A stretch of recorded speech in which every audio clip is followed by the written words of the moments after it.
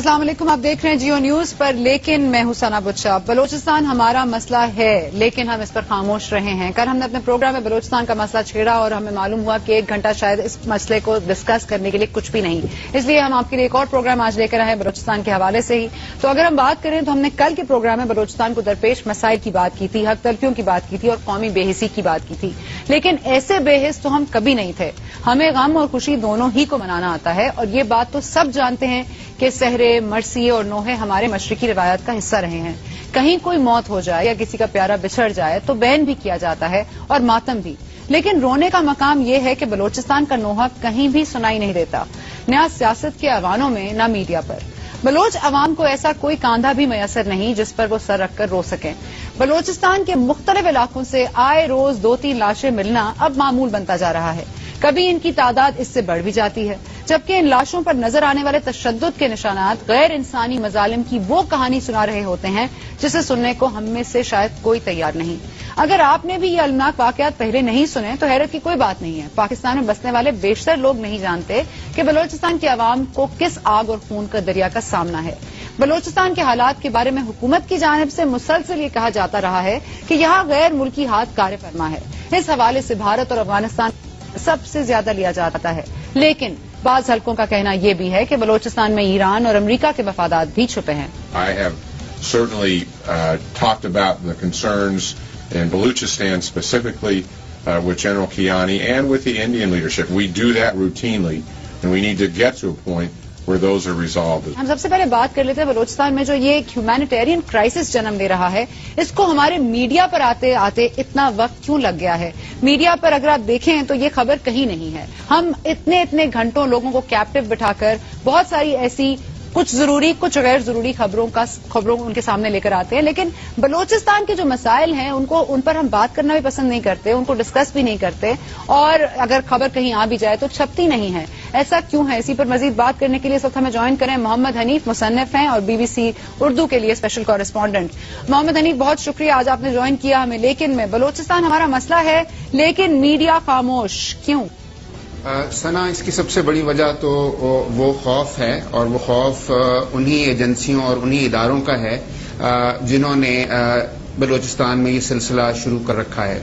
میں آپ کو اپنے ذاتی تجربے کی بات بتاتا ہوں، سنی سنائی بات نہیں کروں گا، کہ ہمارے جو ساتھی رپورٹرز بلوچستان میں جنہوں نے جا کے رپورٹنگ کرنے کی کوشش کی ہے، تو وہ جیسے ہی بلوچستان میں داخل ہوتے ہیں ان کی ٹریکنگ شروع ہو جاتی ہے. ان کو فون آنے لگتے ہیں خفیہ ایجنسیوں کے، وہ کسی کا انٹرویو کرتے ہیں، انہیں یا تو اٹھا لیا جاتا ہے یا ان کی انٹروگیشن ہوتی ہے، اور ان سے بیسیکلی ایک اس طرح کا سلوک کیا جاتا ہے جیسے وہ کسی مقبوضہ علاقے میں جا کے رپورٹنگ کرنے کی کوشش کر رہے ہوں.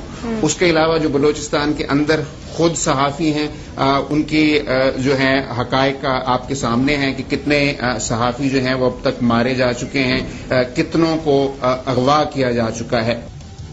اور اگر آپ کو یاد ہو تو 1971 میں بھی اس وقت کے اگر کوئی جا کے اخبار اٹھا کے لائبریریوں میں سے دیکھے تو مشرقی پاکستان کے میں اس وقت جو کچھ ہو رہا تھا یہاں پہ اس کی کوئی رپورٹنگ بالکل نہیں ہو رہی تھی. شاید ایک دو اخبار تھے جو کر رہے تھے. دوسرا مسئلہ جو ہے وہ یہ ہے کہ ریئلائزیشن ہی نہیں ہے لوگوں میں کہ بلوچستان میں ہو کیا رہا ہے، وہ مسئلہ کتنا بڑا ہے. اس کی وجہ یہ ہے کہ چونکہ زیادہ تر میڈیا کے اداروں کے جو انٹرسٹ ہیں وہ کمرشل انٹرسٹ ہیں، تو ان کو لگتا ہے کہ بلوچستان میں ہماری ایک تو آڈینس کم ہے، دوسرا یہ ہے کہ وہاں سے کوئی شاید خاص اشتہار نہیں ملتے، اور تیسرا انہوں نے یہ بھی سوچ لیا ہے کہ جو ان کی بڑی شہروں میں آڈینس ہے، لاہور کراچی میں جو لوگ بیٹھے ہوئے ہیں ان کو شاید اس طرح کی خبروں سے کوئی دلچسپی نہیں ہے. اچھا حنیف، یہ بتائیے گا کیونکہ آپ نے رپورٹنگ کی ہے خود ایسے علاقوں میں جا کر جہاں پہ خانہ جنگی کی صورتحال بھی آپ کو نظر آئی ہے، آپ سمجھتے ہیں کہ بلوچستان میں جو اس وقت صورتحال نظر آتی ہے وہ گرین زون جو ہم سنتے ہیں عراق میں،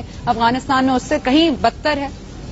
میں آپ کو بالکل اپنے ذاتی تجربے سے یہ مثال دے سکتا ہوں کہ جو اسرائیلی فوجی آپ کو کھڑے کر کے بارڈر پہ فلسطین کے جس طرح کی انٹروگیشن کرتے ہیں، جس طرح کے سوال کرتے ہیں، مجھے بڑا دکھ ہوتا ہے کہ بلوچستان میں جب پاکستانی صحافی داخل ہوتا ہے تو اس سے ہمارے اپنے خفیہ ادارے، ہمارے اپنے FCC کے لوگ بالکل اسی طرح کی لائن آف کوسچننگ ان کی ہوتی ہے کہ جیسے ہم کسی غیر علاقے میں جا رہے ہوں، کسی غیر ملک میں جا رہے ہوں. دوسری بڑی وجہ میں آپ کو یہ بتاؤں کہ ایک خاص طرح کی اگنورنس پائی جاتی ہے پاکستان کے باقی علاقوں میں بلوچستان میں. میرے ایک ساتھی نے ابھی پچھلے ہی مہینے لاہور میں جا کے کچھ یونیورسٹی کے کیمپسز پہ اسٹوڈنٹ سے, ماسٹرز کے اسٹوڈنٹ سے, جن کے بارے میں آپ توقع رکھ سکتے ہیں کہ وہ پڑھے لکھے لوگ ہیں, اخبار پڑھتے ہیں, ٹی وی دیکھتے ہیں, انہیں ملک کے حالات کا کچھ پتا ہوگا, ان سے صرف ایک سوال پوچھا کہ بلوچستان کے حالات کے بارے میں آپ کیا جانتے ہیں اور آپ کے خیال میں اس کی کیا وجہ ہے.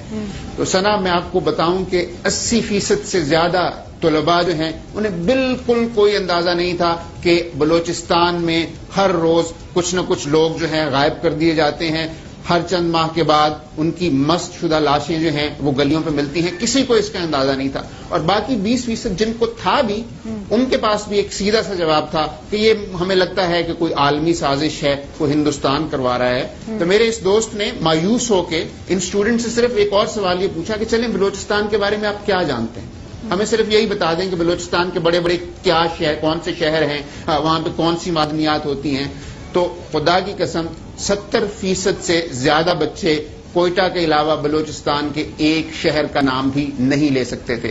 تو یہ صرف میڈیا اور خفیہ ایجنسیاں ہی نہیں, جو پاکستان کے تعلیمی ادارے ہیں اور جو پاکستان کے جو پنجاب اور سندھ اور دوسرے علاقوں کے جو عوام ہیں, ان کو بھی بلوچستان ایسے لگتا ہے کہ یہ کوئی بہت دور دراز جگہ ہے جہاں پہ کچھ عجیب و غریب قسم کے لوگ رہتے ہیں, جہاں پہ صرف عالمی سازشیں ہوتی ہیں. انہیں یہ احساس قطعاً نہیں ہے کہ بلوچستان پاکستان کا ایک حصہ ہے, اور اس وقت وہاں پہ جو ظلم اور زیادتی ہو رہی ہے کم از کم اس کے بارے میں انہیں جاننے کی کچھ جستجو ہونی چاہیے. اچھا یہ بتائیے گا حنیف, کیونکہ یہ لیٹ می پلے ڈیولز ایڈوکیٹ, آپ نے کہا میڈیا اس ایشو کو نہیں اٹھاتا, لیکن واٹ اباؤٹ پولیٹیسائزنگ این ایشو, کیونکہ ہمارے ہاں تو ایشوز وہی اٹھائے جاتے ہیں جو پولیٹیسائز ہو جائیں. آپ کیا سمجھتے ہیں, ہماری پولیٹیکل پارٹیز کی سرد مہری آپ کو نظر آتی ہے اس معاملے میں؟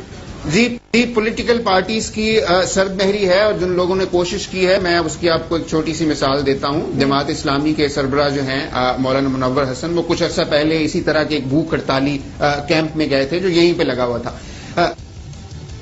اس کی بات ہے کہ وہاں پہ چونکہ صحافی جا نہیں سکتے, تو اب وہاں سے بلوچستان کے خواتین, عورتیں اور بچے جو ہیں وہ جب آ کے اسلام آباد پریس کلب میں کے سامنے بھوک ہڑتال کرتے ہیں, یا کراچی پریس کلب کے سامنے بھوک ہڑتال کرتے ہیں, تو کوئی نہ کوئی جو ہے ان کے پاس ہمدردی کے لیے پہنچ جاتا ہے. تو اسی طرح مولانا منور حسن بھی گئے تھے, اور وہاں پہ باقاعدہ گو منور گو کے نعرے لگے.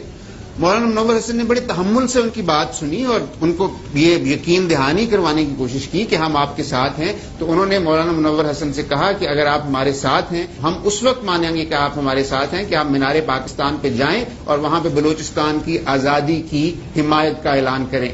کتنا عرصہ ہو گیا ہے کہ پاکستان کی کسی مین اسٹریم پولیٹیکل پارٹی کے کسی لیڈر کو آپ نے بلوچستان کے اندر جا کر وہاں کے عوام سے بیٹھ کر بات کرتے ہوئے دیکھا ہو؟ مجھے نہیں یاد پڑتا.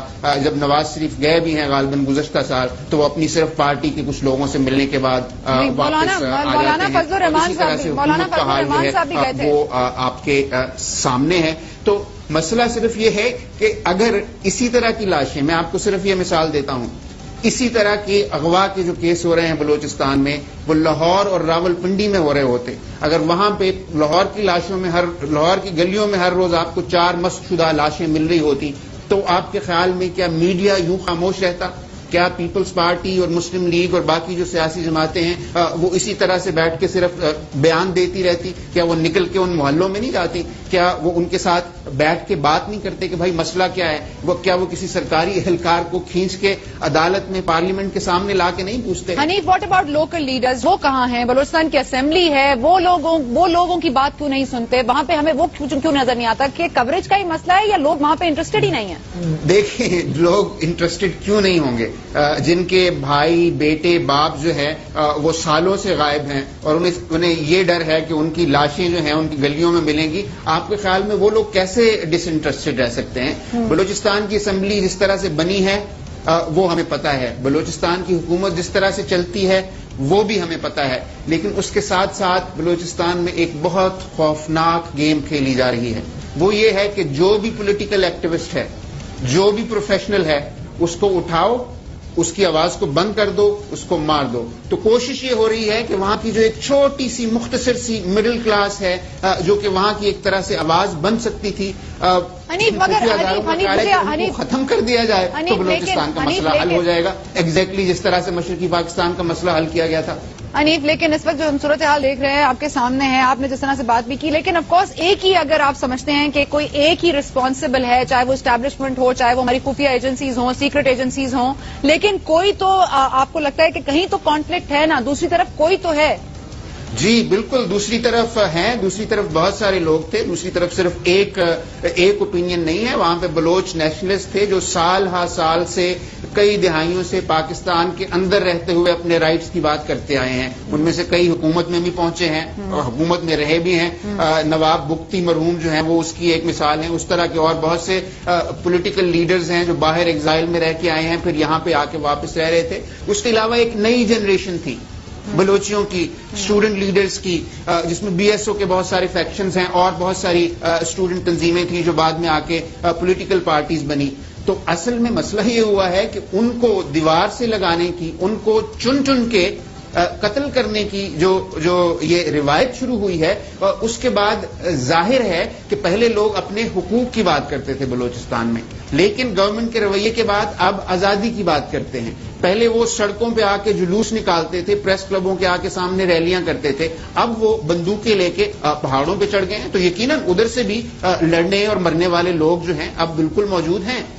ٹھیک ہے, بہت بہت شکریہ حنیف, آپ نے ہمیں جوائن کیا اور بلوچستان کی صورتحال کو سمجھنے کی کوشش کی. ہماری ایک چھوٹی سی کوشش ہے کہ ہم یہ اس ایشو پر بات کر سکیں, وہ ایشو جس پر کوئی بات نہیں کرتا. اور جس طرح حنیف نے خود کہا کہ بلوچستان میں صورتحال یہ ہے کہ وہاں پر اگر لاشیں ملتی ہیں تو کوئی بولنے والا نہیں, کوئی گم جاتا ہے, کسی کو اٹھا لیا جاتا ہے, تو ان کے جو ورثاء ہیں وہ وہاں پر جا کے میڈیا پہ بیان نہیں کر سکتے, ان کی کوئی بات سننے والا نہیں ہے, اس لیے وہ آل دا وے بلوچستان سے کراچی, لاہور, اسلام آباد آتے ہیں, لیکن وہاں پر بھی میڈیا کوریج نہیں کرتا.